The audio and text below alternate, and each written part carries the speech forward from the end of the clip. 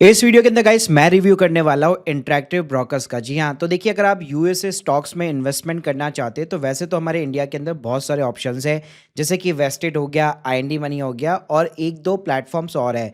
लेकिन सभी के अंदर अगर आप देखेंगे तो ये लोग मेन ब्रोकर नहीं होते, इन्होंने यूएस के एक ब्रोकर के साथ में पार्टनरशिप कर रखी होती है और बैकएंड के अंदर बेसिकली ये काम करते हैं। तो ये भी वैसे तो प्रॉपरली रेगुलेटेड होते हैं, लेकिन इनके अगर आप ब्रोकरेज चार्जेस वगैरह देखेंगे तो काफ़ी ज़्यादा आपको पे करने पड़ रहेंगे।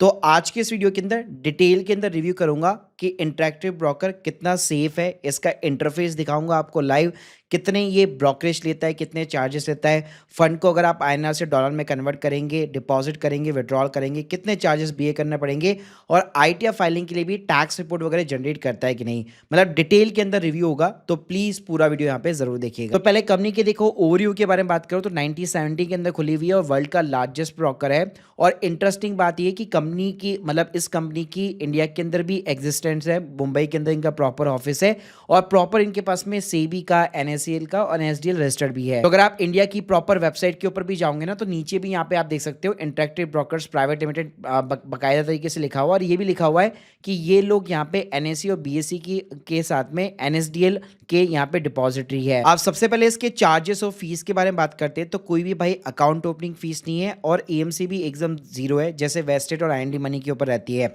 अब यहाँ पे अगर मैं ब्रोकरेज की बात करूँ तो देखो यहाँ पे आप चाहो तो अपना इंडियन डीमैट अकाउंट भी खुलवा सकते हो और उसके थ्रू आप इंडिया के जो स्टॉक्स है उसके अंदर भी पैसा लगा सकते हो।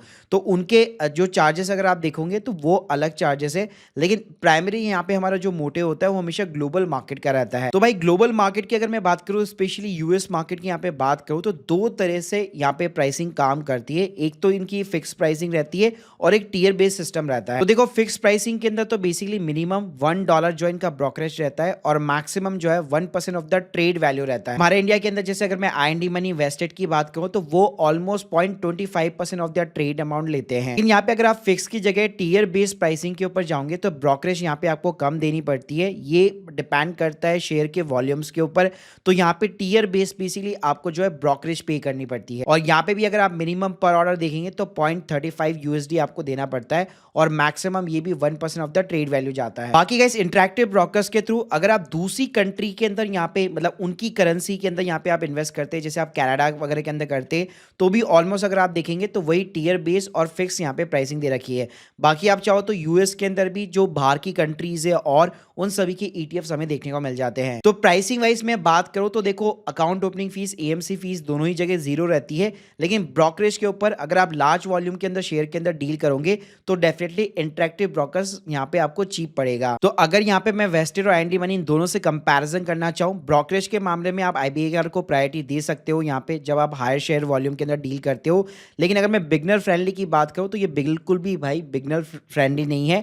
मतलब कोई भी अगर फर्स्ट टाइम यहाँ पे यूएस स्टॉक मार्केट में इन्वेस्ट करना चाहता है तो उसको मैं बिल्कुल भी यहाँ पे रिकमेंड नहीं करूंगा। और साथ में यहाँ पे जो आईटीआर फाइलिंग के टाइम पे हमें जो शेड्यूल यहाँ पे जो हमारा फॉरेन असेट्स वाला होता है वहां पे रिपोर्टिंग करनी पड़ती है, उसकी टैक्स रिपोर्ट भी ये प्रोवाइड नहीं करता। इसके अलावा आप लोगों को एक और चीज बताना चाहूंगा, बीएससी की कंपनी है इंडिया INXGA करके, तो यहाँ पे भी आप यूएस स्टॉक के लिए अकाउंट ओपन कर सकते हो। तो ये यहाँ पे क्या किया हुआ है कि बीएससी की कंपनी और इंटरैक्टिव ब्रोकर्स दोनों ने यहाँ पे पार्टनरशिप कर रखी है बेसिकली। बट यहाँ पे अगर आप प्राइसिंग देखोगे तो ऑलमोस्ट जो वेस्टेड और जो आईएनडी मनी चार्ज करते हैं उतना ही आपको देखने को मिल जाता है। बस इसके अलावा अगर मैं आईएनआर को डॉलर के अंदर कन्वर्ट करने की बात करूं तो जैसे वेस्टेड ने कई सारे 2-3 इंडियन बैंक के साथ में पार्टनरशिप कर रखी है, जहाँ पे आपका 500 से 1000 रुपए पर वायर ट्रांसफर जो बच जाता है वो यहाँ पे नहीं बचेगा, ट्रेडिशनल बैंक्स के थ्रू ही आपको यहाँ पे जाना पड़ता है। तो चलिए एक बार मैं आपको सीधा लाइव दिखाता हूँ कि इसके ऊपर अकाउंट कैसे ओपन होता है और इसका लाइव इंटरफेस क्या रहता है। अब देखो यहाँ पे अगर मैं अकाउंट ओपनिंग प्रोसीजर की बात करूँ, बहुत ही बेसिक से यहाँ पे डॉक्यूमेंट चाहिए होते हैं। मेनली आपको सिर्फ पैन कार्ड का नंबर अपना वगैरह देना पड़ता है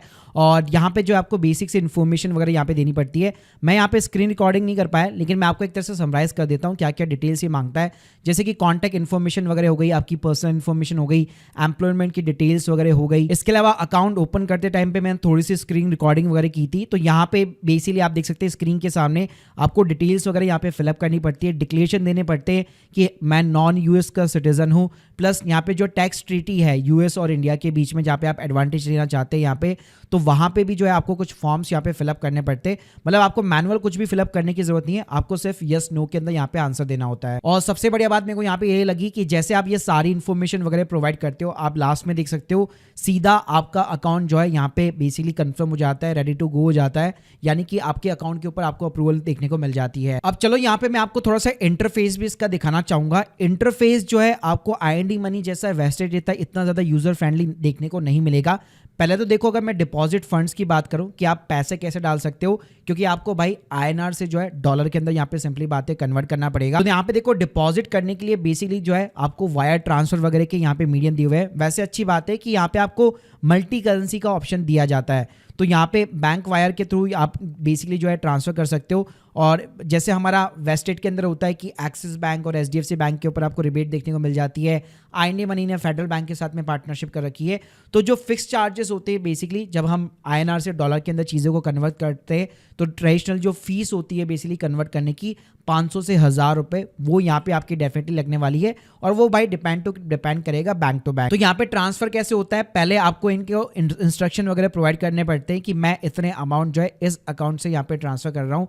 फिर आपको जो है यहाँ पे स्विफ्ट ट्रांसफर करना पड़ता है आपकी जो भी नेट बैंकिंग है, जो भी आपका ट्रेडिशनल बैंक है उसके साथ में। इसके साथ में इन्होंने एक जो है वाइस बैलेंस के साथ में भी पार्टनरशिप कर रखी है, तो वाइस पे भी आप एक सेपरेट अकाउंट खुलवा सकते हो, और वहां पे अगर आप डॉलर्स के अंदर आपके पास में बैलेंस है तो उसको आप यहाँ पे इंटरैक्टिव ब्रोकर्स के ऊपर ट्रांसफर कर सकते हो। लेकिन अगर मैं चार्जेस की बात करूँ तो वो यहाँ पे एक्सपेंसिव पड़ता है, स्पेशली इंडियन क्लाइंट्स के लिए, क्योंकि वहां पे वाइस भी जो है अपने यहाँ पे अलग से चार्जेस वगैरह लेता है जब आप यहाँ पे डिपॉजिट वगैरह करते हो। तो इसके अलावा भाई यहाँ पे अगर मैं विड्रॉल्स वगैरह की बात करूँ, क्योंकि बाकी प्लेटफॉर्म्स भी जो है विड्रॉल के चार्जेस वगैरह लेते हैं, ऑलमोस्ट $5 जो है पर विड्रॉल यहाँ पे चार्ज लेते हैं। लेकिन यहाँ पे आप देख सकते हैं पर कैलेंडर मंथ आपको 1 विड्रॉल जो है फ्री देखने को मिलता है। वैसे फ्रीक्वेंट विड्रॉल की यहाँ पे कोई भी रिक्वायरमेंट होती नहीं है जब भी आप यूएस के स्टॉक मार्केट में इन्वेस्ट करते हैं, क्योंकि वॉलेट के अंदर आपका बैलेंस पड़ा रहता है और उसको आप वापस जो है री इन्वेस्ट करने के लिए यूज में ले सकते हैं, क्योंकि वापस आप विड्रॉल करेंगे फिर डिपॉजिट करेंगे तो वहाँ पे आपकी कॉस्ट जो है काफी ज्यादा इंक्रीज हो जाती है। अब देखिए बाय और सेल करने का आपको इंटरफेस दिखा देता हूँ। सिंपली यहाँ पे ऊपर आप जो है स्टॉक्स वगैरह को यहाँ पे सर्च वगैरह कर सकते हो, आपको इस टाइप का चार्ट्स वगैरह ये सारी चीजें देखने को मिल जाती है। यहाँ पे बाय और सेल का ऑप्शन देखने को मिल जाएगा। यहाँ पे एसआईपी भी कर सकते हो, रिकरिंग इन्वेस्टमेंट का ऑप्शन यहाँ पे दिया गया है, प्लस अलर्ट्स वगैरह लगा सकते हो प्राइस वगैरह के। बाय करने के अंदर मैं बात करूँ तो यहाँ पे सेम है, क्वांटिटी हो गई, या फिर लेट सपोज अगर आप सीधा करेंसी के अंदर बाय करना चाहते हैं, फ्रैक्शन के अंदर अगर आप बाय करना चाहते हैं तो डेफिनेटली वो चीज़ भी यहाँ पे पॉसिबल है।